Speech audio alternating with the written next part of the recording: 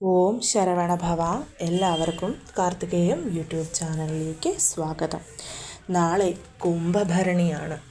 മകരമാസത്തിലും കുംഭമാസത്തിലും മീനമാസത്തിലും വരുന്ന ഭരണി നക്ഷത്രത്തിൽ ഭദ്രകാളിയമ്മയെ പ്രാർത്ഥിക്കുന്നതും വ്രതമെടുക്കുന്നതും ക്ഷേത്ര ദർശനം നടത്തുന്നതുമൊക്കെ വളരെ പുണ്യമാണ്. അതിൽ തന്നെ ഭദ്രകാളി ആരാധനയ്ക്ക് ഏറ്റവും ഉത്തമമായ ഭരണി എന്ന് പറയുന്നത് കുംഭമാസത്തിലെ ഭരണിയാണ്. ഈ വർഷം 2026 ഫെബ്രുവരി 23 തിങ്കളാഴ്ചയാണ് കുംഭഭരണി വരുന്നത്. ഭഗവാൻ മഹാദേവന് പ്രിയപ്പെട്ട ദിവസമാണ് കുംഭഭരണി വരുന്നതെന്നുള്ളത് മറ്റൊരു പ്രത്യേകതയാണ്. ദേവി ആദിപരാശക്തിയുടെയും ഭഗവാൻ മഹാദേവൻ്റെയും അനുഗ്രഹത്തിനായി നമ്മൾ അന്ന് ചെയ്യേണ്ടുന്ന കാര്യങ്ങളെക്കുറിച്ചാണ് ഇന്നത്തെ വീഡിയോയിൽ പറയുന്നത്. ദേവിയുടെ വ്യത്യസ്ത ഭാവങ്ങളിൽ അത്യുഗ്ര രൂപമാണ് ഭദ്രകാളി എന്ന് പറയുന്നത്. ലക്ഷ്മിയും സരസ്വതിയും പാർവതിയും ദുർഗയും ഭദ്രകാളിയുമൊക്കെ ഒരേ രൂപം തന്നെയാണ്. അതായത് സാക്ഷാൽ ആദിപരാശക്തിയുടെ വിവിധ രൂപങ്ങളാണ് ഇവയൊക്കെ തന്നെ. അതുകൊണ്ട് തന്നെ നമുക്ക് ദേവിയെ പ്രാർത്ഥിച്ചാൽ നടന്നു കിട്ടാത്തതായിട്ട് മറ്റൊന്നും തന്നെ ഇല്ല. കുംഭഭരണിയുടെ പ്രാധാന്യം: ദാരികൻ എന്ന അസുരൻ പ്രപഞ്ചത്തെ മുഴുവൻ ഭരിക്കുകയും എല്ലാ ജനങ്ങളെയും ഋഷികളെയും ദേവന്മാരെയും വളരെയധികം പീഡിപ്പിക്കുകയും ചെയ്തു. ദാരിക നിഗ്രഹത്തിനായി ശിവന്റെ തൃക്കണ്ണിൽ നിന്നുമാണ് ഭദ്രകാളി അവതരിച്ചത്. നെറ്റിക്കണ്ണിൽ നിന്നല്ല, ജടയിൽ നിന്നാണ് അവതരിച്ചതെന്നൊരു വിശ്വാസവുമുണ്ട്. ദാരികനുമായി അമ്മ ഘോര യുദ്ധം ചെയ്യുകയും സമസ്ത ദേവചൈതന്യവും അമ്മയിലോട്ട് ഒത്തുചേരുകയും ചെയ്തു. വേതാളത്തിൻ്റെ പുറത്തേറി ഉഗ്രസംഹാരിണിയായ ഭദ്രകാളി അമ്മ ദാരികനെ നിഗ്രഹിച്ച് ലോകത്തെ രക്ഷിച്ചു. ഇപ്രകാരം നടന്ന ധർമ്മവിജയത്തിൻ്റെ ആഘോഷ ദിനമാണ് കുംഭഭരണിയെന്നാണ് ഒരു കഥ പറയുന്നത്. മറ്റൊരു കഥ പ്രകാരം സതീദേവിയുടെ ആത്മാഹൂതിക്ക് കാരണനായ ദക്ഷനെ ഭദ്രകാളി നിഗ്രഹിച്ച ദിനമാണെന്നും പറയുന്നുണ്ട്. എന്തു തന്നെയാണെങ്കിലും ഭഗവാൻ മഹാദേവന് പ്രിയപ്പെട്ട ദിവസത്തോടൊപ്പം തന്നെ കുംഭഭരണി വന്നിരിക്കുന്നത് വളരെ ഉത്തമമാണ്. അതിനേക്കാൾ ഉപരി അധർമ്മത്തെ നിഗ്രഹിച്ച് ദേവി പ്രപഞ്ചത്തെ സംഹരിച്ചതിൻ്റെ ഓർമ്മ പുതുക്കലാണ് കുംഭഭരണി. കുംഭഭരണി തുടങ്ങി മീനഭരണി വരെയുള്ള ദിനങ്ങളിൽ യുദ്ധം ചെയ്തതെന്നും മീനഭരണി ദിവസമാണ് ശത്രുസംഹാരം നടത്തിയതെന്നുമാണ് മറ്റൊരു സങ്കല്പവും കൂടി. ശരിക്കും പറഞ്ഞാൽ ശത്രുസംഹാരമാണ് കുംഭഭരണി എന്നതുകൊണ്ട് ഉദ്ദേശിക്കുന്നത്. ശത്രുക്കൾ എന്ന് പറഞ്ഞു കഴിഞ്ഞാൽ നമ്മളെ ദ്രോഹിക്കുന്ന ശത്രുക്കൾ എന്നുള്ള ഒരർത്ഥമല്ല ഇവിടെ ഉദ്ദേശിക്കുന്നത്. നമ്മളെ ബാധിച്ചിരിക്കുന്ന പല രീതിയിലുള്ള ശത്രുദോഷങ്ങളെ മാറ്റി നമ്മളെ സംരക്ഷിക്കാൻ കുംഭഭരണിയുടെ അന്ന് നമുക്ക് ദേവിയോട് പ്രാർത്ഥിക്കാവുന്നതാണ്. മുടിയേറ്റ്, തോറ്റംപാട്ട്, കളമെഴുത്തുപാട്ട്, പടയണി, അങ്ങനെ പല രീതിയിലുള്ള ആചാരങ്ങൾ പലയിടത്തും നടക്കുന്നുണ്ട്. ചെട്ടികുളങ്ങര, കൊടുങ്ങല്ലൂർ, ഇവിടെയൊക്കെ വളരെ വ്യത്യസ്തമായിട്ടുള്ള ശ്രദ്ധേയമായ ചടങ്ങുകളൊക്കെ നടക്കുന്നുണ്ട്. ദാരിക വധവും നടക്കുന്ന സ്ഥലങ്ങളുണ്ട്. ഈ ദിവസം ക്ഷേത്രങ്ങളിൽ നമ്മൾ നടത്തുന്ന വഴിപാടുകൾക്കും പൂജകൾക്കുമൊക്കെ ശ്രദ്ധേയമായിട്ടുള്ള ഫലമാണ് നമുക്ക് ലഭിക്കുന്നത്. പ്രത്യേകിച്ച് ഭദ്രകാളി എന്ന് പറയുന്നത് കേരളത്തിലെ മിക്കവരുടെയും കുടുംബദേവതയാണ്. അതുകൊണ്ട് തന്നെ ഈ ഒരു കുടുംബദേവതയെ പ്രീതിപ്പെടുത്താനും ഭദ്രകാളി ഭജനം അതിവിശേഷമാണ്. 6 മാസം കൊണ്ടും 3 മാസം കൊണ്ടും ഒക്കെ ഭദ്രകാളി മന്ത്രം നമ്മൾ ജപിച്ച് നമുക്കതിൻ്റെ ഫലം കിട്ടാറുമുണ്ട്. ഞാൻ കഴിഞ്ഞ പ്രാവശ്യം, അതായത് മകരഭരണിയിൽ നാരങ്ങാമാല അമ്മയ്ക്ക് സമർപ്പിക്കുന്നതിനെക്കുറിച്ച് പറഞ്ഞിരുന്നു. ഈ മാസവും നിങ്ങൾക്കത് ചെയ്യാം. അതോടൊപ്പം തന്നെ കുങ്കുമം സമർപ്പിക്കുക, നല്ല ചുമന്ന പട്ട് സമർപ്പിക്കുക, ചുമന്ന പൂക്കൾ സമർപ്പിക്കുക, കടുംപായസം സമർപ്പിക്കുക തുടങ്ങിയിട്ടുള്ള കാര്യങ്ങളൊക്കെ നമുക്ക് ക്ഷേത്രത്തിൽ ഭദ്രകാളി അമ്മയ്ക്ക് അന്നത്തെ ദിവസം ചെയ്യാവുന്ന കാര്യങ്ങളാണ്. അതുമാത്രവുമല്ല, ക്ഷേത്രങ്ങളിൽ കുങ്കുമ അർച്ചനയ്ക്ക് നമുക്ക് റിസീപ്റ്റ് എടുക്കാം. സഹസ്രനാമ പുഷ്പാഞ്ജലിയുണ്ട്. പ്രത്യേകിച്ച് ലളിതാ സഹസ്രനാമ പുഷ്പാഞ്ജലി, ഗുരുത പുഷ്പാഞ്ജലി, എണ്ണ അഭിഷേകം, പട്ടും താലിയും സമർപ്പിക്കുക, ഇവയൊക്കെ നമുക്ക് കുംഭഭരണിക്ക് ചെയ്യാൻ പറ്റുന്നതാണ്. പട്ടും താലിയും ഒക്കെ സമർപ്പിച്ച് മഹാദേവന് നല്ല കൂവളത്തിലയും ഒപ്പം തന്നെ കരിനീല കളറിലെ പട്ടും നമ്മൾ സമർപ്പിച്ച് കുംഭഭരണിയുടെ അന്ന് പ്രാർത്ഥിച്ചാൽ ദാമ്പത്യ പ്രശ്നങ്ങൾ, അത് എന്ത് പ്രശ്നങ്ങളാണെങ്കിലും അത് നിങ്ങൾക്ക് പൂർണ്ണമായിട്ടും മാറിക്കിട്ടുന്നതായിരിക്കും. ആറ്റുകാൽ പൊങ്കാലയ്ക്ക് വേണ്ടിയിട്ട് കാപ്പ് കെട്ടി വ്രതമെടുക്കുന്നവരൊക്കെ കുംഭഭരണിയുടെ അന്ന് വൈകിട്ട് മുതലാണ് അത് ചെയ്യുന്നത്. അതേപോലെ കുംഭഭരണിയുടെ അന്ന് ഭദ്രകാളി 10, കണ്ടേകാളി മഹാകാളി എന്ന് തുടങ്ങുന്ന ഭദ്രകാളി 10 ജപിച്ച് പ്രാർത്ഥിക്കുന്നതും വളരെ വളരെ ശ്രേഷ്ഠമാണ്.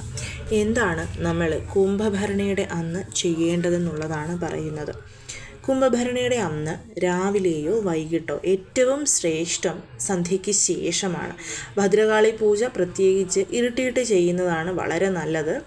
ഇനി രാവിലെ ചെയ്യാൻ താല്പര്യമുള്ളവർക്ക് രാവിലെ ചെയ്യാം, അങ്ങനെ അല്ലെന്നുണ്ടെങ്കിൽ സന്ധ്യയ്ക്ക് ചെയ്യാം. ഒരു മൺകുടമോ അല്ലെങ്കിൽ ബ്രാസിൻ്റെയോ കോപ്പറിൻ്റെയോ ഒരു കുടം എടുക്കുക. ആ കുടത്തിൽ നമ്മൾ നന്നായിട്ട് മഞ്ഞൾ തേച്ച് പിടിപ്പിക്കുക. അതായത് മഞ്ഞൾ തേച്ച് പിടിപ്പിക്കുക എന്ന് പറയുമ്പം നല്ല കട്ടിക്കൊന്നുമല്ല, മഞ്ഞൾപ്പൊടി എടുത്ത് അതിലോട്ട് ശുദ്ധമായ റോസ് വാട്ടറോ അങ്ങനെ അല്ലെന്നുണ്ടെങ്കിൽ ശുദ്ധമായ ജലമോ ഒഴിച്ച് അത് നന്നായിട്ട് മിക്സ് ആക്കിയിട്ട് ആ മഞ്ഞൾപ്പൊടിയോടൊപ്പം പച്ചക്കർപ്പൂരം, ജവ്വാത് ഇവയൊക്കെ ഉണ്ടെങ്കിൽ ഇതും നിങ്ങൾക്ക് ആഡ് ചെയ്യാം. എന്നിട്ട് ആ കുടത്തിന് പുറത്തായിട്ട് തൂത്ത് പിടിപ്പിക്കുക. അതൊന്ന് ഉണങ്ങിയതിന് ശേഷം കുങ്കുമം കൊണ്ട് അതിനൊരു പൊട്ട് വെക്കുക. നമ്മുടെ ഭദ്രകാളി അമ്മ ആ ഒരു സങ്കല്പമാണ് ആ കുടം എന്ന് പറയുന്നത്. ഇപ്പോൾ ഭദ്രകാളി അമ്മയുടെ ഫോട്ടോ, വിഗ്രഹം ഇതൊന്നും നമുക്കിവിടെ വേണ്ട, ഇത് മാത്രം മതിയാവും. അതിലോട്ട് ശുദ്ധമായ ജലം നിറച്ചും എടുക്കുക. അതിനുശേഷം നമ്മൾ റോസ് വാട്ടർ ഒരല്പം ഒഴിക്കുക.